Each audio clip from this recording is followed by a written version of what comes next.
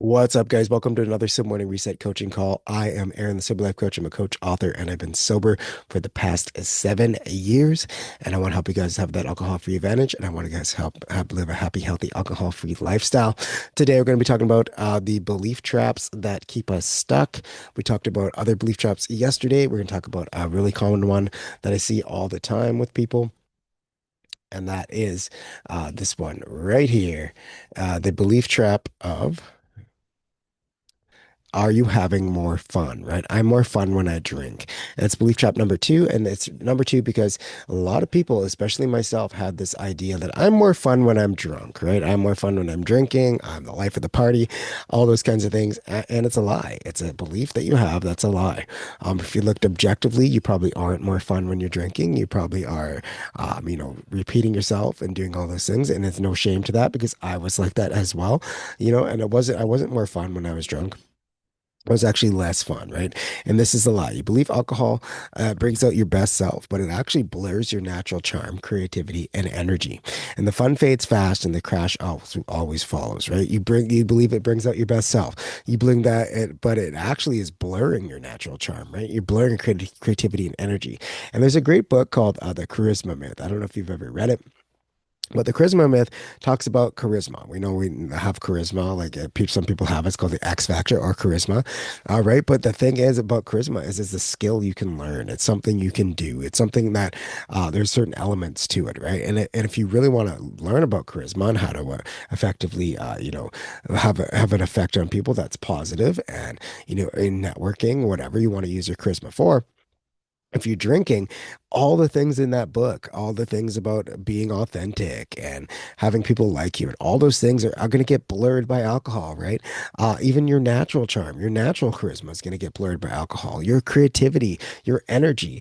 I know it's making you numb. It's like a different kind of version of you that's not really at its best, right? So that when you say you're more fun with alcohol, are you really? Because that fun fades fast, right? And the crash always follows. I know for me, the fun was, oh, I'm so fun, this is exciting, and then the next day they're like, you acted like an idiot, right? So that's definitely the lie that's going on with I'm more fun without alcohol, and there's some science behind it, right? Because alcohol actually lowers the activity in your prefrontal cortex, the part of the brain that controls judgment, confidence, and self-awareness. It's not that you're more fun; it's you're just less inhibited and less you. So you're not really more fun. You just feel like you're having more fun, right? Because that prefrontal cortex that controls your judgment, your confidence, your self-awareness is numbed down. It's not working properly.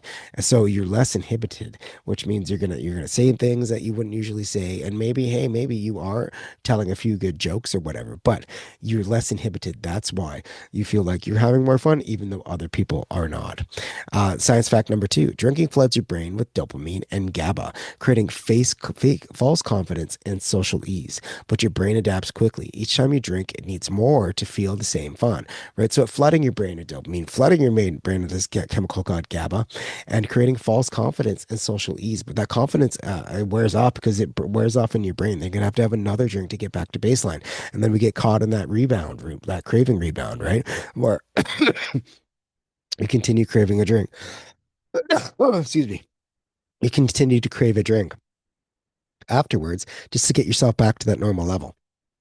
And that's not actually having fun because it's just you need more to feel the same fun. You need more to feel the same way. And you can if you go into social situations, awkward as they might be sometimes, when you actually don't have alcohol, you don't have these crashes. You don't have these things going on with your brain. So that's science fact number two. Science fact number three was when you're sober, your brain releases oxytocin, the love hormone, right?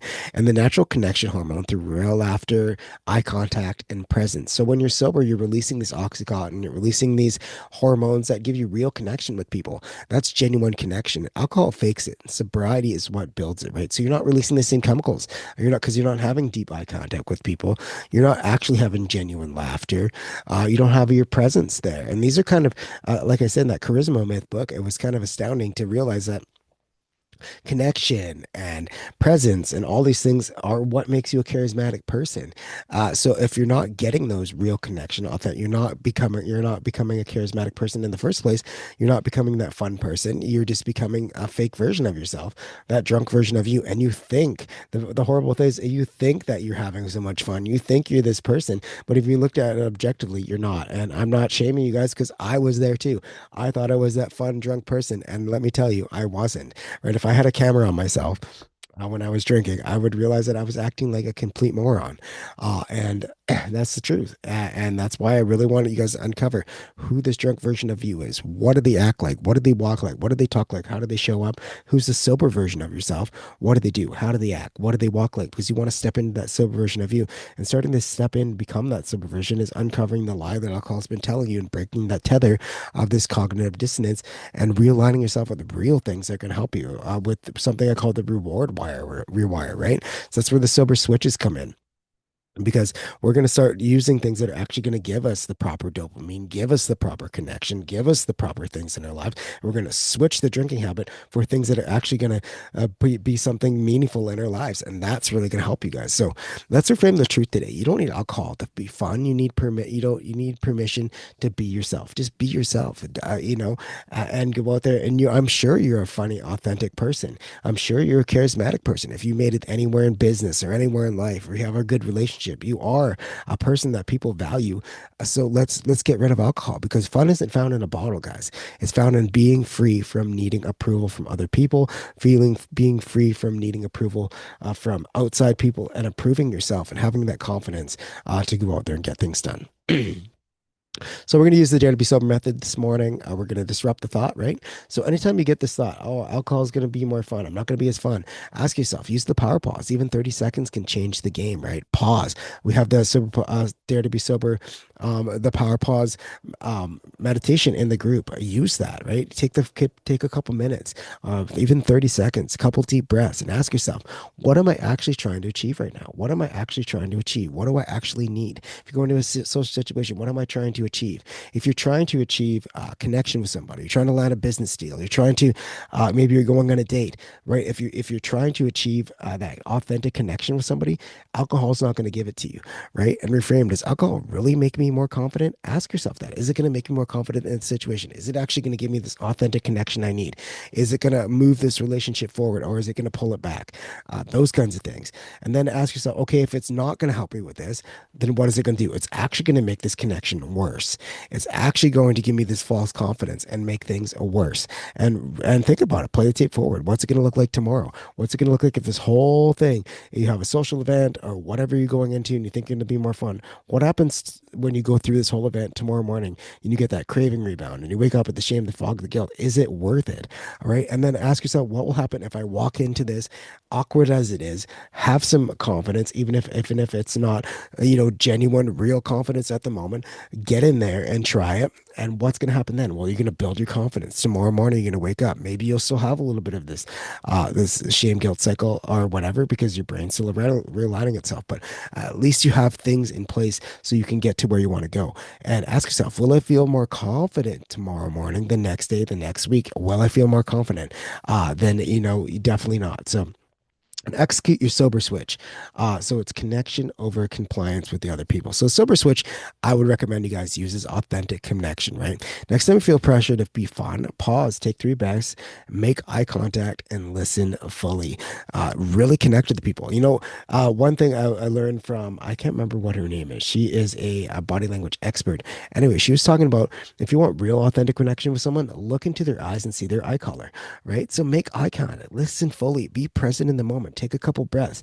People are drinking around you. Order something else, or just say no. You don't have to explain yourself. You don't have to say, "Oh no, no, I don't drink." Just order something different. And just awkward as it is, that short-term discomfort is going to give you long-term pleasure and long-term rewards in the future, right?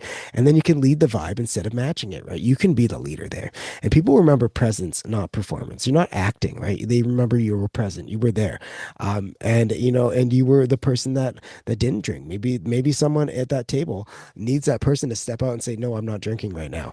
Right. And then they maybe that's going to inspire them to do something else. But that authentic connection, you should try and have that every single day.